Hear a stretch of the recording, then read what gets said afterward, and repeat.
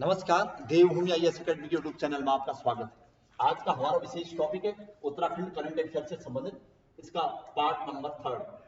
उसमें जो आज के हमारे खास खास बिंदु हैं उसमें सबसे पहले उत्तराखंड का प्रथम सिटी फॉरेस्ट आनंदवन, जिसके बारे में सुर्खियों में मामला चल रहा है। दूसरा, पद्म पुरस्कार 2021 के अभी 26 जनवरी 2021 को जो प्रदान किए गए हैं भारत के संदर्भ में, और उत्तराखंड के जिन खास खास लोगों को पुरस्कार दिए गए। तीसरा टॉपिक जो बहुत ज्यादा सुर्खियों में चल रहा है, प्रथम रामसर साइट, उत्तराखंड की एकमात्र और पहली रामसर साइट, आसन संरक्षण आर्थिक क्षेत्र। चौथा टॉपिक है डोबरा चांठी पुल। डोबरा चांठी पुल वर्तमान में पूरे भारत के संदर्भ में एक महत्वपूर्ण सस्पेंशन पुल माना जा रहा है, झोला पुल। और पांचवा टॉपिक मुख्यमंत्री द्वारा शुरुआत की गई होप पोर्टल की, युवाओं को रोजगार उपलब्ध कराने के लिए। और छठा टॉपिक बाघ सर्वेक्षण 2020 उत्तराखंड के संदर्भ में या भारत के संदर्भ में। तो आइए चलते हैं एक एक करके इसके टॉपिकों पर विचार करने के लिए। सबसे पहले मेरे पास जो टॉपिक है यहाँ पर उत्तराखंड का पहला सिटी फॉरेस्ट। सिटी फॉरेस्ट क्या है और इसकी शुरुआत कब हुई है, ये सब प्रश्न इसमें है। जो पहला सिटी फॉरेस्ट वो है आनंदवन। आनंदवन देहरादून के झाझरा में है, झाझरा वन रेंज में है और देहरादून सिटी। ये उत्तराखंड का प्रथम सिटी फॉरेस्ट माना जा रहा है, जिसका उद्घाटन 22 सितंबर 2020 को किया गया। क्या है उद्देश्य इस प्रथम सिटी फॉरेस्ट का? विभिन्न प्रजातियों, जीव जंतुओं तथा उनके वनस्पति का संरक्षण। इसका उद्देश्य है पर्यावरण संरक्षण। किसी भी हद तक पर्यावरण को संरक्षण करने के लिए इसका गठन किया गया है। ये एक रोल मॉडल के रूप में पूरे भारत के संदर्भ में रहेगा। ठीक है, इसकी शुरुआत कहां हुई है? तो झाझरा वन रेंज देहरादून में 22 सितंबर 2020 को। पहला टॉपिक था हमारा। दूसरा टॉपिक यहाँ पर पद्म पुरस्कार 2021। पद्म पुरस्कारों से संबंधित जो प्रश्न यहाँ पर पूछे जा रहे हैं ये देखिएगा।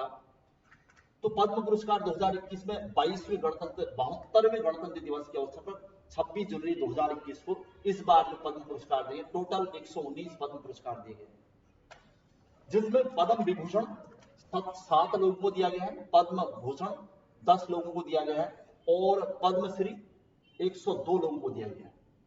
क्योंकि हमारा टॉपिक उत्तराखंड करंट अफेयर चल रहा है, इसलिए हमें उत्तराखंड के वो दो नाम चाहिए जिन्हें इस बार पद्म पुरस्कार की इस श्रृंखला में शामिल किया गया है। वो दो नाम अगर कहेंगे तो उसमें नाम डॉक्टर भूपेंद्र कुमार सिंह संजय का नाम है, और दूसरा नाम उसमें ये दो नाम आपके सामने आ रहे हैं, डॉक्टर भूपेंद्र कुमार सिंह संजय, और दूसरा नाम है यहाँ पर प्रेमचंद्र शर्मा जी। क्या है इनका योगदान, किस क्षेत्र से जुड़े हैं लोग? तो इसके लिए सबसे पहले डॉक्टर भूपेंद्र कुमार सिंह संजय, इनसे जो प्रश्न हमारे पास है देखिएगा। डॉक्टर भूपेंद्र कुमार सिंह संजय, पहला कि ये चिकित्सा और समाज सेवा से जुड़े। देहरादून के जाखन में इनका एक क्लिनिक है। आज की डेट में सर्जरी के क्षेत्र में Limca book of world record में इनका नाम दर्ज हो चुका है, और Limca book of world record में शामिल होकर उत्तराखंड का नाम रोशन करने वाले डॉक्टर भूपेंद्र कुमार सिंह संजय को वर्ष 2021 के लिए पद्मश्री पुरस्कारों की श्रेणी में शामिल किया गया। इसके अलावा जो इनके नाम रिकॉर्ड है, उत्तराखंड लोक सेवा आयोग के सलाहकार के पद पर भी रह चुके हैं। 2005 में हड्डी का सबसे बड़ा ट्यूमर निकालने का रिकॉर्ड बनाकर Limca book of Guinness world में इनका नाम दर्ज किया गया था। इसके अलावा HNV गढ़वाल यूनिवर्सिटी में भी बहुत बड़ी भूमिका निभा चुके हैं अपने अनुभवों के आधार पर। दूसरा नाम आपके सामने जो आ रहा है वो है प्रेमचंद शर्मा जी का। कृषि से जुड़े हुए, तो किस क्षेत्र से जुड़े हैं? तो प्रेमचंद्र शर्मा कृषि से जुड़े हुए हैं। इससे पहले कहाँ के निवासी हैं? तो देहरादून के चपरौता के अटाल गांव के निवासी हैं प्रेमचंद शर्मा, और इससे पहले उन्हें राष्ट्रीय कृषक सम्राट सम्मान से भी पुरस्कार दिया गया है।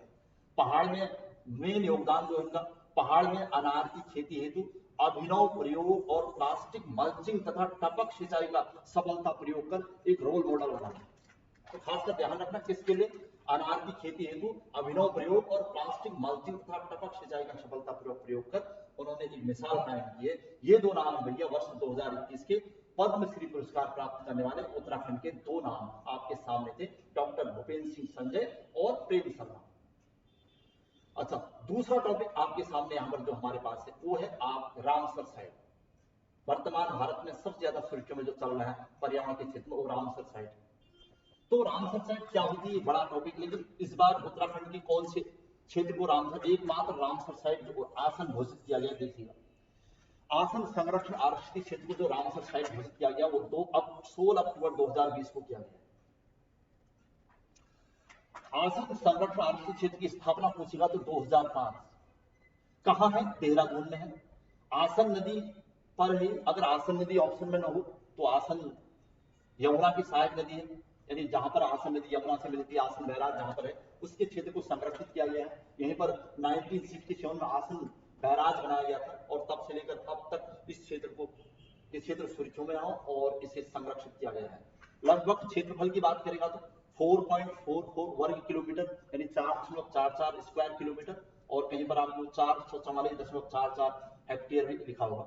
अच्छा, किसके लिए प्रसिद्ध है? इसकी प्रसिद्धि किसके लिए? तो यहाँ पर सुरखाव पक्षी यानी रूडी सेल्डक को संरक्षित किया गया है बहुत पहले से। इसके अलावा यहाँ पर साइबेरियन सारस का भी आना देखा जा रहा है। तो सुरखाव पक्षी और रूडी सेल्डक जिसके नाम से जाना जाता है, किसके लिए मतलब किस क्षेत्र में संरक्षित किया जा रहा है उत्तराखंड? तो सुरखाव आसन, तो आसन बैराज आसन संरक्षण आरक्षित क्षेत्र वर्तमान उत्तराखंड का एकमात्र रामसर साइट है।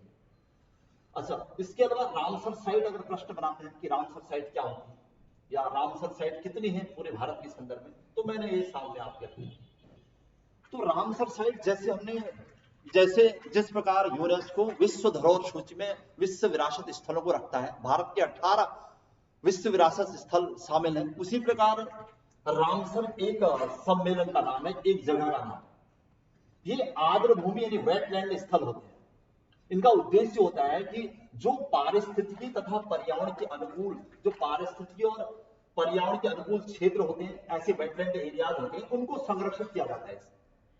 और इसमें आप देखेंगे तो ये सर्वाधिक जैव विविधता वाले स्थल होते हैं, हॉटस्पॉट क्षेत्र होते हैं, तो उनको रामसर साइट में शामिल किया जाता है। इसके लिए सबसे पहला प्रयास अंतरराष्ट्रीय स्तर पर कब हुआ था अगर पूछेगा तो 2 फरवरी 1971 को हुआ था। कहां पर? रामसर में। ये है कहां? ईरान में। और यहां पर क्यों किया गया? क्योंकि जहां पर ये रामसर साइट यानी जो कॉन्फ्रेंस हुई थी, पहली बैठक, ये कैस्पियन सागर झील जो कि दुनिया की सबसे बड़ी खारे पानी की झील है, उसके तट पर स्थित है। देश कहेगा तो ईरान, वरना कैस्पियन सागर झील पर 2 फरवरी 1971 को पहला सम्मेलन हुआ था इसको लेकर कि भैया वेटलैंड एरियाज को किस प्रकार से शामिल किया जाए और इसके अंतर्गत विश्व के देश को क्या प्रयास किया जाए करना चाहिए। तो उसमें रामसर, और फिर धीरे धीरे यही जब सम्मेलन आगे चलकर होने लगा तो 21 दिसंबर 1975 को रामसर संधि लागू कर दी गई और फिर दुनिया के देशों ने इस पर हस्ताक्षर करना शुरू किया। आज की डेट में इसका एक मुख्यालय है अपना, जो कि ग्रैंड स्विट्जरलैंड में है, और इसमें लगभग 169 सदस्य देशों की संख्या बढ़ती जा रही है।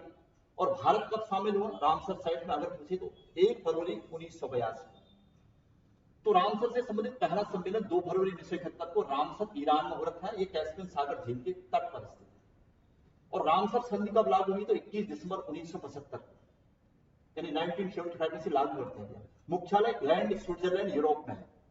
सदस्य देश 169 है और भारत शामिल हुआ है 1982 में, 1982 में 1 फरवरी 1982। अच्छा, आज की डेट में कुल रामसर साइट की बात करता है दुनिया में और भारत में, कुल रामसर साइट की बात अगर की जा रही है तो आपको इस टाइप का आंकड़ा आपके सामने रहेगा। देखिएगा, मैं रामसर साइट की बात बता रहा हूं, कुल रामसर साइट भारत में। तो विश्व में कहता है कुल 2289 यानी 2289 रामसर साइट है, और भारत की बात करेगा तो 42 रामसर साइट है। और 42 में से भी वर्ष 2020 में अभी 15 रामसर साइट घोषित की जा चुकी है भारत में। अच्छा, विश्व का सबसे पहला अगर पूछता है तो कोबार्क प्रायोगिक है भैया, दुनिया का सबसे पहला रामसर साइट है। इसे 1974 में घोषित किया गया और ये ऑस्ट्रेलिया का एक प्रायोगिक। अच्छा, भारत की बात की जाती है तो भारत का पहला रामसर साइट कौन है? तो ये आपके सामने आंकड़ा है। भारत का प्रथम रामसर साइट 2 किए गए थे। एक तो चिल्का झील जो कि भारत की खारे पानी की सबसे बड़ी झील है, उड़ीसा में है। ये खारे पानी की सबसे बड़ी झील और उड़ीसा में स्थित है। उसके अलावा केवलादेव घाना पक्षी विहार जो कि साइबेरियन सारस के लिए फेमस है,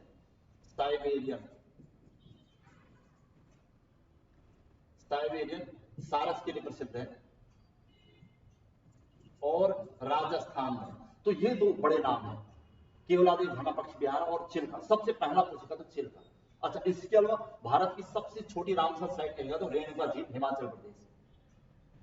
और इस प्रकार लगातार रामसर साइट और रामसर सम्मेलन आयोजित किए जा रहे हैं, और उसमें इस बार यानी 2020 और 2021 में जो रामसर सम्मेलन है उसकी थीम क्या है पूछता है अगर आपसे, तो आपके सामने रखा गया है।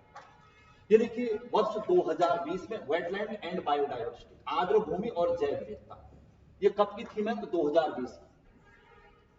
दूसरा 2021 की थीम पूछेगा तो आर्द्र भूमि और जल, वेटलैंड एंड वाटर, ये इसकी थीम है। तो ये था हमारा दूसरा महत्वपूर्ण टॉपिक, रामसर साइट और उत्तराखंड की रामसर साइट एकमात्र। अच्छा, अब चलते हैं तीसरे महत्वपूर्ण टॉपिक की ओर। डोबरा चांठी पुल को लेकर वर्तमान में नहीं, वर्ष 2006 से मामला बहुत ज्यादा सुर्खियों में था, और फिर इस बीच कई घटनाएं भी घटी। आईआईटी कानपुर और आईआईटी रुड़की और आईआईटी खड़गपुर को इसकी जिम्मेदारी सौंपी गई थी कि डोबरा चांठी पुल बनाया जाए, और लेकिन इसके निर्माण कार्य में काफी देरी हुई है। फिलहाल बनकर तैयार है डोबरा चांठी पुल और इसका उद्घाटन कर दिया गया है। तो मैं आपके सामने जो भी इससे संबंधित फैक्ट है वो सब रखता हूँ। डोबरा चांठी पुल एक झूला पुल है, देखिएगा, डोबरा और चांठी। निर्माण कार्य वर्ष 2006 में शुरू हुआ था। स्थान अगर कहां है पूछता है, उत्तराखंड में, तो नई टिहरी से प्रतापनगर को जोड़ता है, उत्तराखंड की बात चलती। इसे लाभ किसको हो रहा है? तो प्रतापनगर विकासखंड जो कि टिहरी में है, और गाजड़ा पट्टी उत्तरकाशी की 2 लाख जनसंख्या इसका फायदा उठाएगी। तो किसको जोड़ रहा है? जनरली पूछे तो नई टिहरी को प्रतापनगर से जोड़ रहा है, लेकिन अगर जब से ज्यादा इसका फायदा किसको हो रहा है तो प्रतापनगर विकासखंड टिहरी के लोगों को और उत्तरकाशी के गाजड़ा पट्टी के लोगों को, वहां की लगभग 2 लाख जनसंख्या इसका डायरेक्ट फायदा उठा रही है। अच्छा, शुरुआती डिजाइन बनाने का श्रेय यानी जिसको दिया गया था ये आईआईटी रुड़की को, और आईआईटी रुड़की ने जब इसका निर्माण कार्य शुरू कर दिया तो आईआईटी खड़गपुर द्वारा उसकी खामियां को बताया गया, उजागर किया गया, उसकी वजह से उसमें कुछ घटनाएं भी घटी, और एक एक्सीडेंट के दौरान एक इंजीनियर की मौत भी होगी। अच्छा, फिर वर्तमान जो डिजाइन, इसके बाद फिर इसके वर्तमान डिजाइन की जिम्मेदारी दक्षिण कोरियाई कंपनी को सौंप दी गई। ये दक्षिण कोरियाई कंपनी, इसका नाम पूछेगा योशीन, ध्यान रखिएगा कि जो डिजाइन बना रखा है वर्तमान में दक्षिण कोरिया की कंपनी योशीन ने बना रखा है। अब वर्तमान में बनकर तैयार है, तो 8 नवंबर 2020 को इसका उद्घाटन हुआ है। लंबाई चौड़ाई बहुत बड़ा इशू नहीं है, फिर भी अगर पूछे तो 725 मीटर, और झूला पुल सहित 400, झूला पुल की अपनी लंबाई 440 मीटर, टोटल अगर लंबाई कहेगा तो 725 मीटर। तो इसकी जरूरत बहुत ज्यादा नहीं थी। डोबरा चांठी पुल वर्तमान में बहुत ज्यादा सुर्खियों में होने की वजह से इस पर एक किताब भी लिख दी गई है, ध्यान रखिएगा। डोबरा चांठी पुल नामक एक पुस्तक किसकी है अगर पूछेगा तो शीशपाल गोसाई की है पुस्तक, डोबरा चांठी। ये था हमारा चौथा टॉपिक। अब आ रहे हैं हम नेक्स्ट टॉपिक पर, होप पोर्टल। ये देखिएगा, होप पोर्टल क्या है, वर्तमान में क्यों सुर्खियों में है। तो HOP होप, पहला तो इससे संबंधित प्रश्न बने हैं।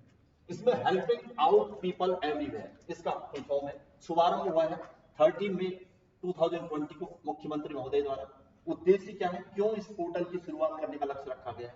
इसका लक्ष्य है कि कुशल और अकुशल जो लोग स्किल डेवलप्ड हैं पहले से या जो नहीं है, उन युवाओं को उनका पूरा डेटाबेस तैयार कर उन्हें रोजगार या स्वरोजगार के अवसर उपलब्ध कराना।